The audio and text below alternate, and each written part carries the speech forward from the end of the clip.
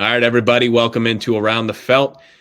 We got the Lions of Detroit. We got their 2024 recap, and we're also going to get into, what they can do to improve in 2025. I mean, obviously, we know a lot of the moves they've made in free agency so far, but they still got the NFL draft where they can improve. But I'm here with my co-host, Mr. Collin. How are we doing tonight? Hey, I'm doing great, man. Detroit Lions were my team all season. I thought they were going to get the job done and win the Super Bowl this year. Had a lot of futures on them.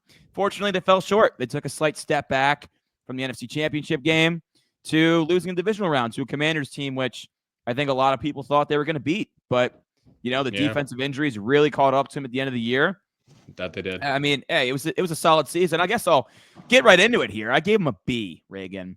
Oh, okay. I was going to say, I thought I'd be low, but that's what I gave him too. But you gave him also a B? Yeah. I mean, let's be honest. They won 15 games. They were a juggernaut in the regular season. They were able to survive when they lost Hutchinson just because their offense was so damn good. Goff was awesome. The Montgomery-Gibbs duo is probably the best in football, and Gibbs is certainly a top 5 running back in my opinion at this point. I think you could argue he's top 3. Like, Derrick Henry, Saquon, Jacobs was great. Bijan Robinson, Gibbs. Like, I think that those are your guys, right? Argue your order how you like. I'm still going to give McCaffrey his flowers. He just missed a year. Yeah, but McCaffrey, I'm not going to forget about back up. Yeah, that's fair. That's fair. You could argue it, but I think a lot of people might say he's definitely in the top 5 conversation now. I agree. Absolutely. So that was nice. Amon-Ra stud again, which was great. Jameson Williams finally being healthy and adding that element to the offense that we were all waiting for was great for this team. Kind of alarming Laporta step back. I mean, I don't know if there's just too many mouths to feed. It wasn't really like Laporta got worse as a player. It's just he didn't have as many opportunities as the year prior. But still very high in Laporta going into next season and throughout his career. I think he's going to be a top tight end in this league for a long time. So it's a positive. A lot of positives here, but at the end of the day, you didn't get to the Super Bowl, right? You lost in the divisional round. I mean, you couldn't stop Jaden Daniels and that Commanders offense at all. It was ridiculous how many points they hung on this Detroit team, and you just kept expecting him to battle back and going to be a shootout, but they couldn't keep pace. They also turned the ball over 5 times. I mean, you can sit here and say all you want about the defense, but it's hard to win football games and get some stops when your offense is consistently putting you in bad positions. Yes, 5 turnovers is 5 turnovers. So, even with all the injuries and stuff, I mean, you don't turn the ball over 5 times, you probably win that game. Yeah, and this was, this defense was. I don't think they beat Philly ultimately because we saw how complete Philly was and how healthy they were compared to Detroit, but still. Yeah, I don't think they're going to beat Philly either. Honestly, I mean, they had the home field advantage, but the way Philadelphia was rolling and the way Detroit's defense was kind of falling apart at the end of the season, like I don't know how they would have stopped Philly's run game. To be honest with you, I mean, Detroit was a 20th ranked defense this year. A lot of injuries, still 7th scoring defense, which was pretty impressive. But it was their offense. They were the number 1 scoring offense in football. They were an absolute juggernaut on that side of the ball. So, they're a solid, really good team, and they're going to be right back in the picture next year. But it's a B. You fell short of your ultimate goal. Yeah, that's why I gave him a B as well. Because, like you said, winning 15 games is great, but you took a step back. You had the home field advantage finally. You're the Super Bowl favorite, or at least the favorite to come out of the NFC. Everything's in your favor. And you can sit here and a lot of Detroit fans will be like, well, all the injuries. And I understand, yes, the injuries are a factor, but when it comes down to it, you had a bad season. Or not a bad season, but you stepped back this season. So I have to fault you for that. So that's why I'm giving them a B. This is a team that I fully expect to be one of the top teams in the NFC next year. I wouldn't be shocked at all if they're the 1 seed again. And you just hope that they can stay healthy on the defensive side of the ball. And we'll see also, we saw what happened to Philadelphia 2 years ago. They go to the Super Bowl, they lose, but then both their coordinators get ripped away from them. And then the next year it's an issue. Detroit lost Ben Johnson. Detroit lost Aaron Glenn. Will that be an issue? I would say, if I'm a betting man, yes, that will be an issue because both guys are very good at what they do. Ben Johnson had that offense humming, and Aaron Glenn, for the most part, the defense was good when they could stay healthy. The big issue was just the inability to stay healthy. And when you lose a guy like Hutchinson early in the year, that hurts a lot of people. I mean, if you take Jalen Carter away from the Eagles, or if you take Chris Jones away from the Chiefs, that defense looks a hell of a lot less dynamic as well. So losing a guy like that definitely hurt them. And I do wonder if, Hutchinson did stay healthy, because you can point to all the other guys, but nobody on that defense has the impact that Hutchinson has. So I do wonder if Hutchinson stays healthy. does the defense fall apart, or is he able to be the glue to keep them together all season, even with all the injuries? Yeah, and I know they've been a team discussed of adding another pass rusher. I certainly would like them to add another pass rusher. I think you got to follow the formula what Philadelphia just did to win the Super Bowl, right? I mean, you have the same juggernaut level of offense that Philadelphia does, but they don't have as many dudes on that defensive line as Philly does. And I mean, you got to be absolutely pumped with Aiden Hutchinson as a player. You got to be happy that the Jaguars, although Trayvon Walker's really grown as a player and he's been solid, but there's no doubt about it, Hutchinson's better. So you're really pumped that you got Hutch, and he's going to be a perennial top 5, top 10 pass rusher in football for what seems the next 5 to 8 years. It's a big positive, but yeah, they're gonna have to add some more dudes in that D line. And going back to your point about the coordinators, it's never good when you lose both your OC and DC, but it just happens when you get to this point where this good of a team. Yeah. And it is like, am I concerned about Jared Goff? No, because he's been really good the past couple years. The offensive line is phenomenal. You can't ask for a better core of weapons around you, honestly. But it is kind of something to monitor where as soon as Ben Johnson came in, that's kind of when Jared Goff started to take off for the Detroit Lions. Well, it's not even that. I mean, we've never seen, even when he was in LA, like, Sean McVay obviously turned him into a stud, but come playoff time, he definitely wasn't putting up the crazy numbers. So that's got to be the most alarming part. It's not the coordinator, but just the fact that once it becomes playoff time, we've never seen him elevate his game and stay consistent to what we've seen him do in the regular season. Because this wasn't just a Detroit problem. This was a problem in LA as well. He wasn't able to elevate his game to, put them over the top. They made it to the Super Bowl, but, looking back at those Rams teams, you wouldn't say, oh, it was because of Jared Goff and the offense. It was because they had a sick defense. Obviously, Goff was good. I'm not going to knock him for it. He did get him there, but he wasn't able to elevate his game. And we haven't seen him elevate his game in the playoffs now in 2 years in Detroit. Yeah, this wasn't the best year of his career, though, in terms of pure statisticals. Like, he fell short in the playoffs again. It was his best season. What do you have? 4 turnovers in the playoff or in that playoff game? I mean, it was terrible. I mean, he had 12 picks in the regular season, which is like fine. 37 touchdowns, 4,600 yards. I mean, he was lighting teams up, and it certainly helps when you have that offensive line in front of you and that run game to work your play action off of. But they tailor that offense to Goff's strengths. And I know Ben Johnson, like, inadvertently maybe took a little jab at Goff. Didn't say anything that was wrong, but he was just talking about in his introductory press conference with the Bears, how it's going to be nice to have a quarterback that can function off schedule and make plays outside the pocket, right? Where that's not Goff's game. Goff's going to beat you with his progressions, with his reads inside the pocket and working off that play action, right? So that is a drawback to Jared Goff as well. And with a new coordinator, we'll see. I'm sure the offense will be very similar. Why change something up? You still got Dan Campbell, who is one of the most beloved coaches in the league, it seems like, for players. I mean, I think everyone loves Dan Campbell, right? So you still got your head honcho in there, but he wasn't calling the plays, right? So, now you're promoting from within to take over those roles. You hope those guys are ready because it's the team that is primed to win a Super Bowl in the next couple of years. If Goff can live up to expectations in the postseason. And can he go on the road to a Philadelphia or a San Francisco and win the game for you when he's not in the dome, right? Like, are you confident that he can do that? And as a Lions fan, if I am a Lions fan, I'm not confident in the fact that he can, because he hasn't proven yet that he can do so.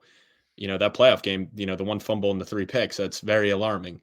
You can, like, once again, you can point to the injuries on defense, but at the end of the day, that you have to step up your game to protect your defense, which they did most of the regular season. I mean, you still won 15 games with all those injuries because the offense was able to carry them, but when the lights were brightest at home, it's something that Detroit hadn't done in 50 years, being a home playoff or having a home playoff game or whatever it was, so it's a letdown. I mean, still going into next year, I expect this team to be right back in the thick of things. I would imagine, if I'm assuming that they're going to win the division, I would assume they would. And I would also assume that it's going to be between them and Philly to be the 1 seed. Absolutely. And let's talk about the offseason here a little bit.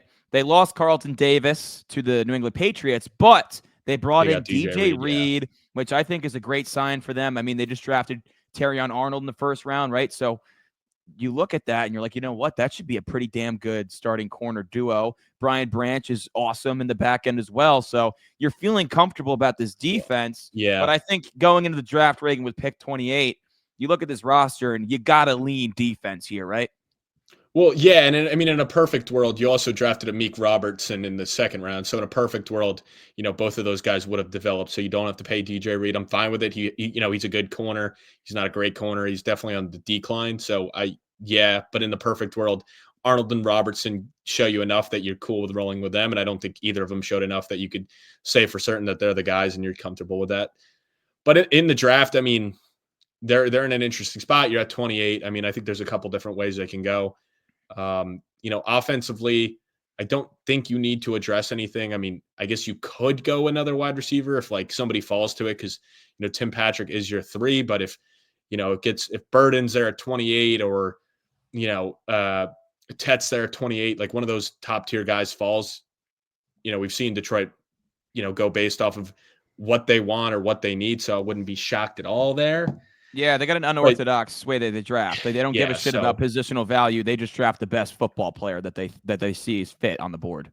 Right. So, and otherwise, I would imagine a defensive player. I mean, you'd like to see them maybe get an interior defensive lineman or another edge rusher to pair with Hutchinson. I mean, I still wouldn't be disappointed if they had added someone to the secondary. I mean, probably you're not going linebacker there. I mean, Jack Campbell, obviously they spent the pick on, and he seems like he's improving every year. Yeah. So good. I don't know if you need to worry about the interior and your linebacker core, but I would say defensive line would be my guess for where they go. Or honestly, if I'm Detroit, you could always just trade back. I think there's going to be a lot of teams that may be interested, especially if nobody does end up taking Jackson Dart. Dart, yeah, he's going to go round one. In trading in to go get him so they get that 5th-year option. And I'm still not ruling it out. I know a lot of people don't think there's a 4th prospect, but I'm still not ruling it out. Yeah, and it's funny because a couple weeks ago I said that, and you were like, "Dude, there's no 4th prospect. Who's that 4th prospect?" I'm seeing it floated around now, but I'm only seeing it floated around because it seems like Tennessee is sticking and picking Cam Ward. Dude, there's just so many holes still. There's so many holes. So I still think there's a good chance we see 4 quarterbacks in the first round. I think a lot of teams would rather trade in and give you, Detroit a pick or 2 for the future and get that 5th-year option on it. Dart, Milrow, or maybe there's another one we're not even talking about right now where they want to be in that position. Shuck is getting he's getting the love right now. Tyler Quinn Shuck. Ewers he's an older prospect, but you could still see Quinn Ewers as well. So that's my point. So I wouldn't hate that at all if Detroit trades back, takes an early 2nd-round pick instead, and then maybe gets another day 2 pick by doing that.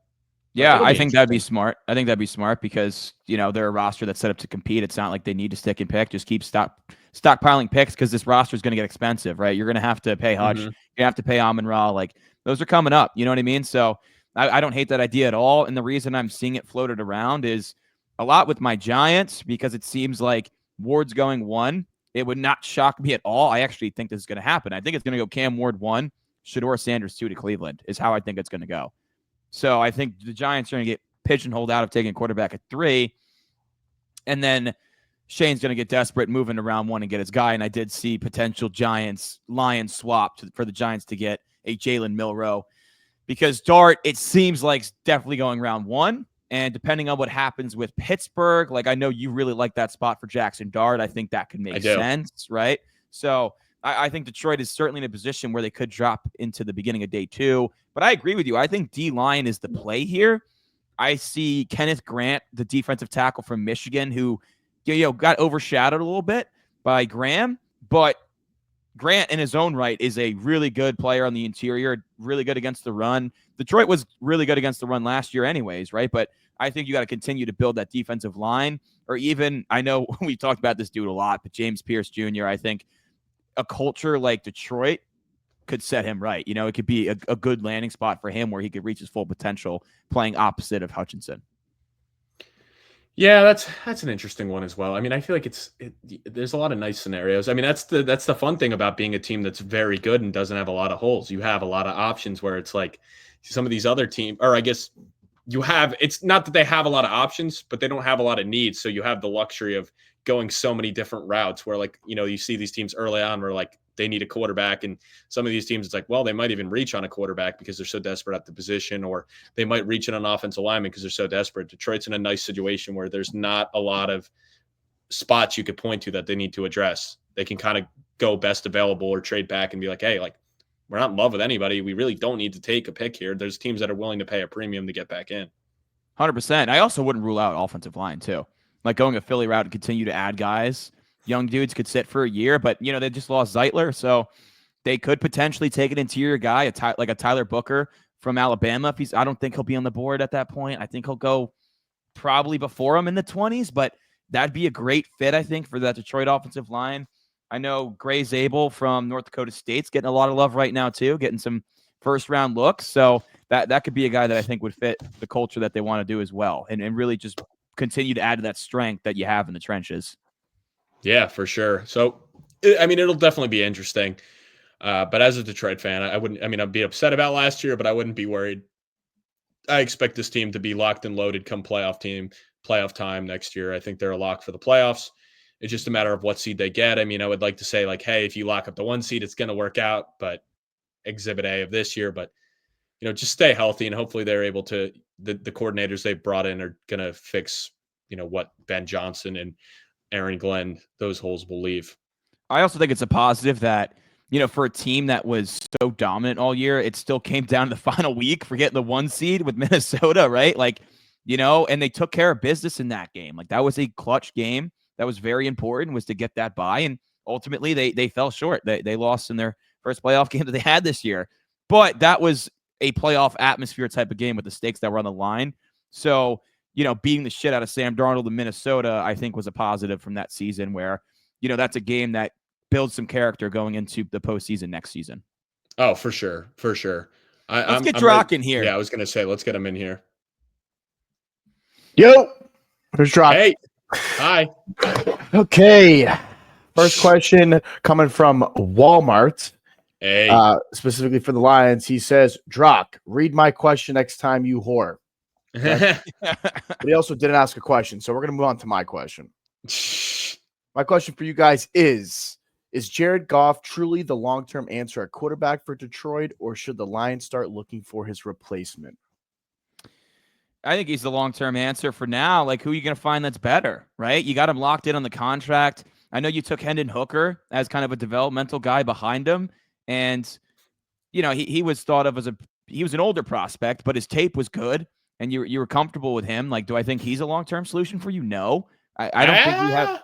I mean, maybe. I don't know. But I would be, because that would be one thing I'd say for Detroit. Like, I'd be okay with them taking maybe a quarterback in the second round if they didn't have Hendon Hooker, just because and I don't want to say Jared Goff's not the answer. I don't know if you'll ever be able to win a Super Bowl with him unless your defense is, healthy and legit. It's just, I don't know. But Hendon Hooker, I do like that piece. Then that's one that's like, if he is to step in and can ball out a little bit, at the very least, it's a trade chip. I just sucks. I would like to see Hendon Hooker get a chance because I really did like him as a prospect. Yeah, I did too. But with Jared Goff, like, he's the leader of the team. Like, they're fully bought in with him and the way that he's turned his career around in Detroit. He's a leader. They play hard for him. Like, right now, you're not going to find a better option, and your team is so damn good that you're going to have to take a flyer late or like a second round pick, a third round pick for a guy. I mean, like with Philadelphia with Jalen Hurts, right? No one thought they were going to take a quarterback. Usually, if you take a quarterback in the second round, it doesn't pan out. But for Philly, it did when they had Wentz. So you're going to have to almost go that route if you're going to find a long-term replacement that can outplay Goff. But it just seems very unlikely when also your team that's so set up to win a Super Bowl right now. That's a premium pick that you can use to improve that defense. Yeah, I would imagine if they do move on from Goff, it's once their Super Bowl window's closed and you can't afford to pay all these young studs that are, balling out and stuff. And it would probably be like 2 or 3 years from now. If they go another 2 seasons where it's not even making the Super Bowl, then you kind of have to make a move because clearly he's not the answer.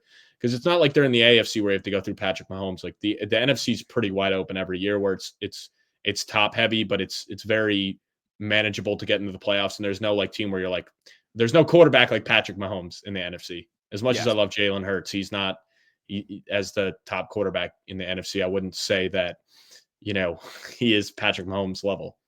No, but, Jaden Daniels might be getting up there into that elite tier. You got Hurts, like Stafford, as long as he's playing, he's always dangerous, right? Like, I would say those 3 quarterbacks are all better than Jared Goff. Yeah, well, yeah. I mean, I'm just more so saying, like, the Lions' window will always be open because there's no Patrick Mahomes. I agree. There's no buzzsaw waiting for you, right? Like, so. That's my point. Yeah. if he continues to not be able to, up his play or play to the level that we see in the regular season, and it's like, look, he's not even like getting to play against Patrick Mahomes in the Super Bowl or having to go through those guys. He just is continuing to falter in the playoffs, and it will be time to make a move because the Lions have such a wide open path right now to get there. Absolutely. Well, Lions fans, hit our comments. Do you think Jared Goff is the guy that can lead you to a Super Bowl, or do you think he's good, not great, and you're going to need some more help around him to get the job done? We'd love to hear your thoughts. What are you guys thinking at the end of the first round here? I'm assuming it's going to be a lot of defense, but we'd love to hear from you guys. Hit our comments. Any last words from you, Reagan, on the Detroit Lions pod? No, I just would love to hear what they want him to do with that draft pick. That would be my biggest thing. Is I'm curious where Lions fans want to see them go in the draft. Absolutely. But thanks for tuning in, everybody.